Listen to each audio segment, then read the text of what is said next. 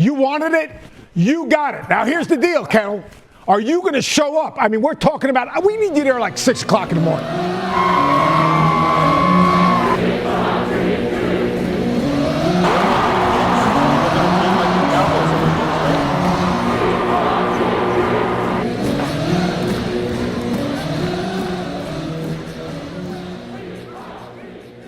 I was approached after my advanced broadcast class. Our professor John came up to us and he was like, hey, we've got a big opportunity heading our way. All right, we are now joined by Elise Jowed, who is a senior journalism and broadcast student at Gonzaga, and she's out there in the action. It looks a little chilly. It's dark outside. It's like 6 a.m. there. What's the atmosphere like out there? Oh my God, the atmosphere is so electric, Christine.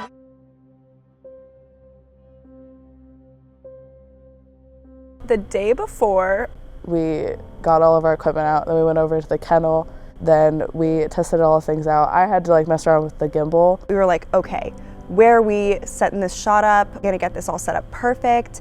And we tested it all out. the next day, the morning of, we went over to outside of the kennel. It was really intense, and it also was just getting worse. So when we had all the malfunctions that were going on. The IFB, it would not stay in my ear at all. I couldn't hear what they were saying.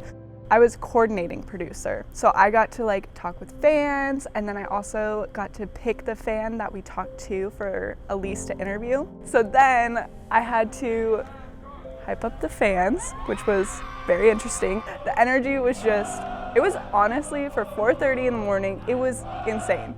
I've never seen students so dedicated before. And then once we got inside, the kennel, I don't think I've ever heard it that loud, honestly. St. Mary's, number 12 Gonzaga.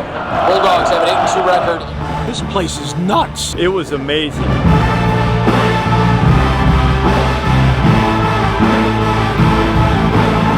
People were finally letting loose, and you could see all the really cool signs that everybody had, and all the crazy costumes that people came up with. You could definitely feel the passion that kids have for Gonzaga basketball. Getting to be a part of this huge production for Gonzaga, that's kind of a dream, honestly. Not a lot of students were able to do that. I think one thing about having an entirely student-run crew, it shows just how capable we are. I think it makes everyone in the crew so confident in our ability to actually enter this field after graduation.